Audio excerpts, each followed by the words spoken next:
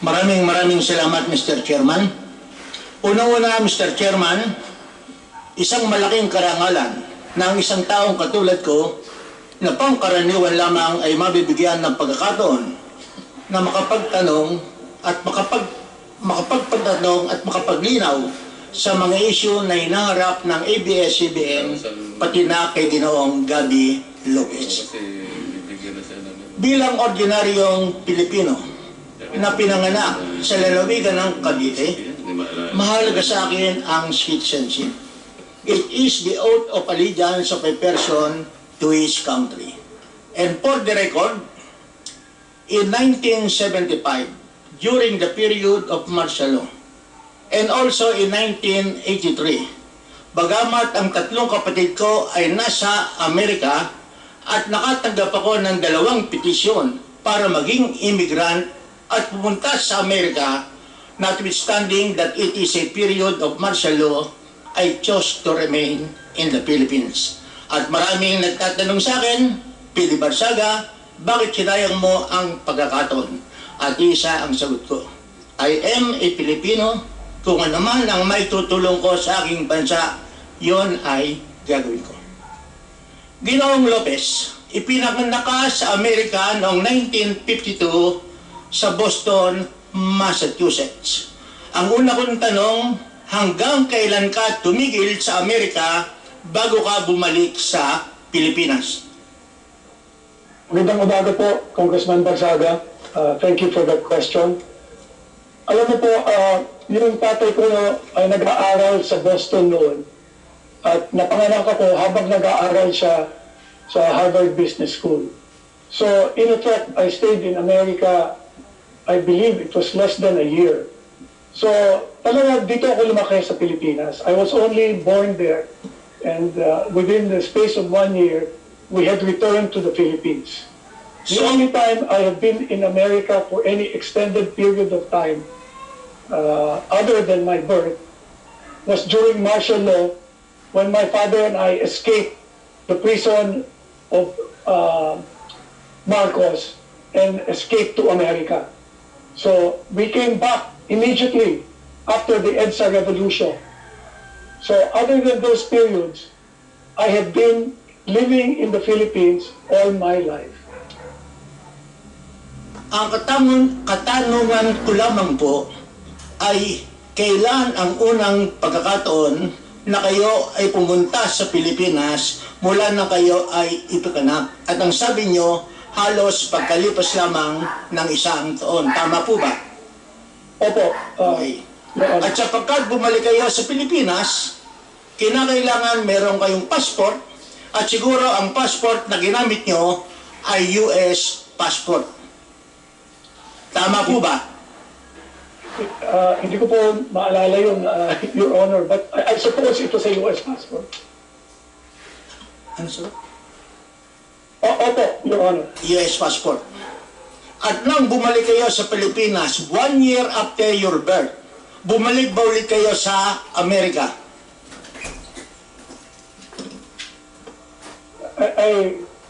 As I said, I went back to America to go to college, Your Honor. More or less ilang taon yon sa una niyong pagdating sa Pilipinas? I believe I was 19 years old, Your Honor.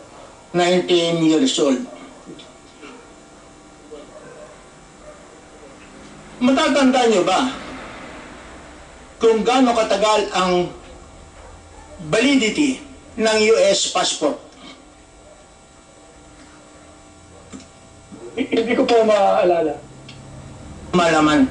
Hindi niyo matandaan. Pero nang bumalik kayo sa Amerika, na kayo ay 19 na taon na gulang na, ang ginamit nyo sa pagbalik sa Amerika ay US passport. Hindi ko po maalala kung US passport ang ginamit ko po. Nililinaw lang po natin para sa kapakanan ng ating mga mamamayan. Kanina po ay napag-usapan dito kasama na ang paglilinaw ng aming mga kasamang kinatawan na nagkaroon lamang kayo ng Philippine passport noon 2001. Tama bang sabihin na hanggang noong 2001 wala kayong Philippine passport? Hindi po. It is possible that my parents got me a Philippine passport during the times that I was in the Philippines. Pero hindi ko No. maalala. Bumalik kayo sa Amerika na kayo ay 19 na taon na gulang na, ano ang ginawa nyo sa Amerika? Nag-aral po ako, Your Honor. Gano'ng katagal po kayo nag-aral sa Amerika? 4 na taon po, Your Honor. So, higit kumulang, ang inyong pag-aaral ay umabot ng 4 na taon, 23 taon kayo nang matapos ang inyong pag-aaral. Na kayo ba ay makatapos sa Amerika, bumalik ba kayo sa bansang Pilipinas? Opo, Your Honor. Okay. At Congressman pagbalik Barsaga, kayo sa sorry bansang po. Pilipinas, Last question po tayo, Congressman Barsaga. may it just be permitted to finish this line of questioning? Yes. Last Okay. po. Thank you. About this issue. Nung kayo ay bumalik sa Pilipinas, ang gamit nyo rin ay US passport when you were already 23 years of age. I cannot recall, Your Honor. Okay, you cannot recall. Noong bumalik kayo when you were already 23 years of age, and that would be approximately in 1965. Umalis ba ulit kayo sa Pilipinas at bumalik sa Amerika? Opo, Your Honor. Natatandaan niyo po ba kung kailan kayo bumalik sa Amerika pagkatapos niyong dumating sa Pilipinas noong 1965? I think I have we have the dates wrong. No? 1952, I was in the Philippines 19 years. So I went to America in 1970. I graduated from college in 1974. Tumakas kami sa Amerika in 1977. And I went to take my master's in Boston in 1978, and I came back in 1986 po. So, sa madaling sabi, tama ba yung sagot, yung appreciation namin kanina na pagkalipas ng 4 na taon ng inyong pag-aaral sa Amerika, bumalik na kayo sa Pilipinas? Opo, Your Honor. And that would be approximately in 1965, sapagkat ang edad nyo noon ay halos 23 years old. Sapagkat ang sabi nyo, 19 na taong kayong gulang na kayo ay bumalik sa Amerika. Opo, but it's not 1965 po. It's 1975 po, Your Honor. 1975 na kayo ay bumalik sa Pilipinas. Sa Amerika. I was 23 years old. Okay, 1975 na kayo ay bumalik sa Amerika. 1975. Okay. No, I went back in 1977 yata po. At bumalik kayo.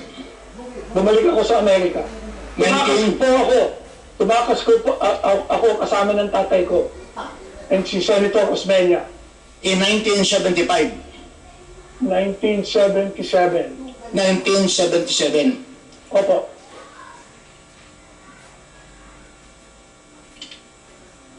At gano'ng katagal naman kayo tumigil sa Amerika mula noong 1977? Until the EDSA revolution po, Your Honor. And the EDSA revolution was in 1986, February to be exact. I returned in July 1986 po.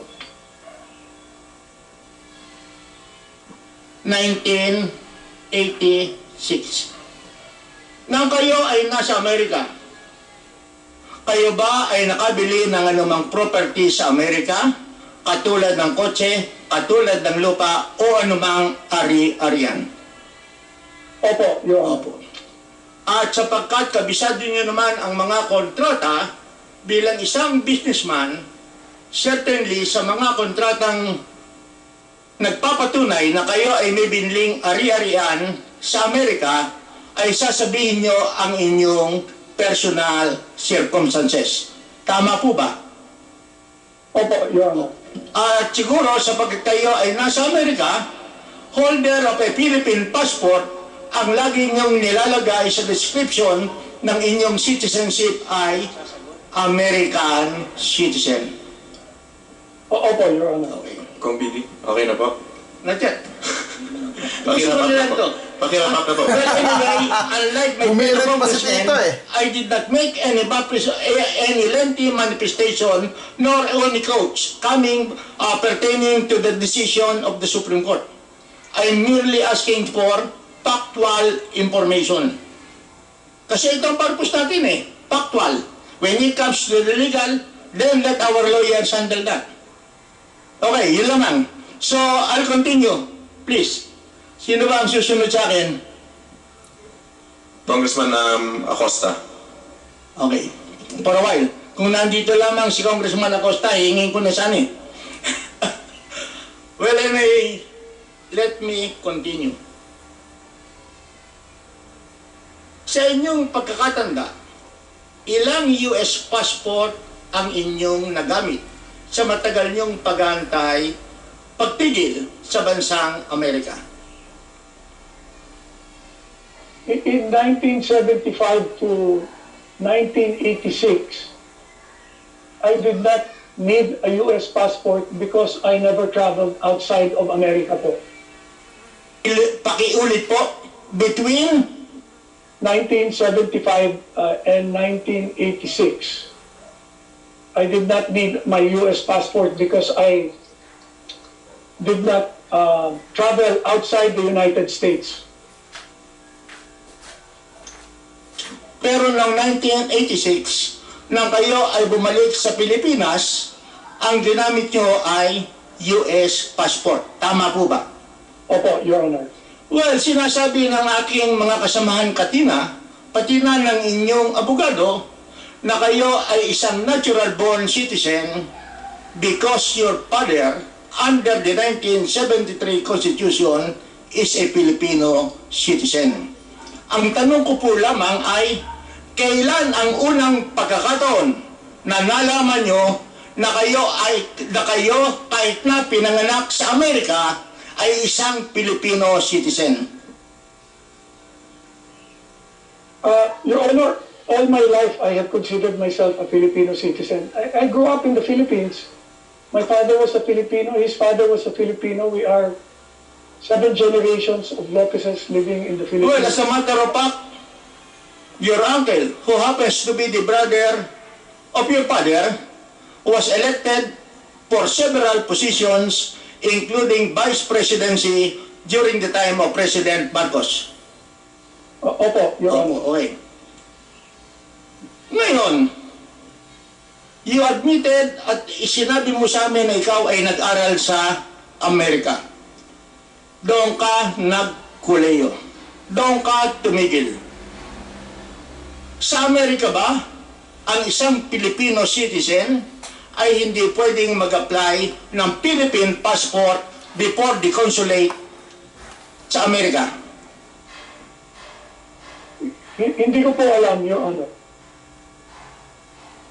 Hindi sumagi sa iyong isipan na ito itanong sa iyong mga magulang, pati na sa iyong mga kamag-anak sa Amerika, na ako ay Pilipino, our family tradition is in the service of the Filipino nation, kaya ang gusto ko ay maging Pilipino at gustong kumuha ng Philippine passport kahit na ako ay nandito sa bansang Amerika. Your Honor, after 1972, it was martial law. My family properties were taken over by Mr. Marcos. How could I go to an embassy owned and controlled by Mr. Marcos and ask for a Philippine passport? Well, what about bumalik ka sa Pilipinas, anong petsa? July 1986. July 1986. And yun, at nalalaman mo bilang isang katotohanan na ang Marcos ay nawala na as early as February 1986. So meron kang sapat na pagkakataon mula Marso, Abril, Mayo, up to July na mag-apply ng Philippine passport sa Amerika. Pero hindi mo ginawa sapagkat hindi mo alam. Opo, Your Honor. It was not Okay. the primary... Maraming salamat. Mr. Chairman, one last point. Sinabi mo kanina, at sinabi rin ni Attorney Ayo, na noong year 2000, nag-apply ka ng Certificate of Recognition as a Filipino citizen. And perhaps Attorney Ayo can answer my question. Attorney Ayo, you're recognized.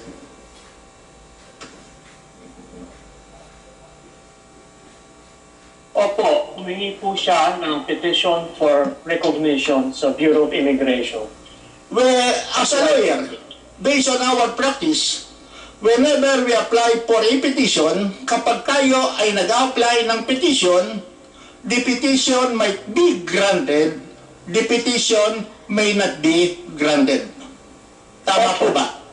As a matter of fact, ang sabi nga na kaibigan ko si Ed Salagman, the recognition is an affirmation that he is a Filipino citizen. At nabanggit mo din kanina, unfortunately, you are not the lawyer of Mr. Gabby Lopez in the year 2001. Opo, Okay. I am an ordinary Filipino citizen. Ang mga magulang ko ay Pilipino. I was born in 1950, 2 years earlier than the birth of Mr. Lopez. And therefore, my citizenship is being governed by the 1935 Constitution. Kapag nag-apply ako ng passport, katulad ng ordinaryong Pilipino, sapagkat kami ay natural-born citizen, mag-apply lamang kami ng application sa Department of Foreign Affairs. We have just to show the birth certificate showing our parents together with their nationality. As a lawyer, kung ganyan ang ginawa ni Mr. Lopez at hindi na nag-file ng petition for recognition, mai-issue ba siya ng Philippine passport? hindi po ako eksperto dalubhasa sa immigration law, Congressman PD, no? Pero bilang Pilipino, he is entitled to a Philippine passport as long as he complies with all the formal requirements. Ngayon kung kailangan po o makakatulong ang Certificate of Acknowledgement or Recognition ng Bureau of Immigration, kung ako po ang abogado niya, sasabihin ko, kumuha po tayo nun. At malinaw naman po dun sa binasa ko na yung Bureau of Immigration Law, at ito po ay kinonfirm ng taga-DOJ a few minutes ago, it is for a legal purpose. Kaya kahit ano pong dahilan, kung gustuhin ko na gamitin yung petition for recognition ko, wala akong Okay. irrelevant na ho kung ano yung dahilan eh. Okay. Well, on record, and as submitted during the interpellation, the first time that Mr. Lopez, ang unang kauna-unahang pagkakataon na nag-apply ng Philippine passport si Mr. Lopez ay in 2001. Tama po ba? Yun po ang intindi ko. Okay. Maraming salamat. Kung PD, tayo po, nung bata po tayo, when we were minors, kung kumukuha ng passport yung magulang natin, hindi po natin alam naman kung American o Filipino passport ang hiningi ng magulang natin. Basta sasabihin lang sa'yo, o lumabas tayo sa airport, pumunta tayo sa ganun. Si Mr. Lopez bumalik sa Pilipinas noong 1986. Ang katanungan ko, mula noong 1986 up to the year 2000, mayroon bang mga dokumento o articles of incorporation na si Mr. Lopez ay incorporator? Kong PD, sorry po, last na po talaga. Kasi binigay na rin po ni Kong Hilacosa yung oras sa inyo, pero patapos na rin po. Thank you. Malamang po, And being a seasoned lawyer, Attorney Ayo Bautista, of course, the nationality of the incorporators are identified at sinasabi doon sa Articles of Incorporation.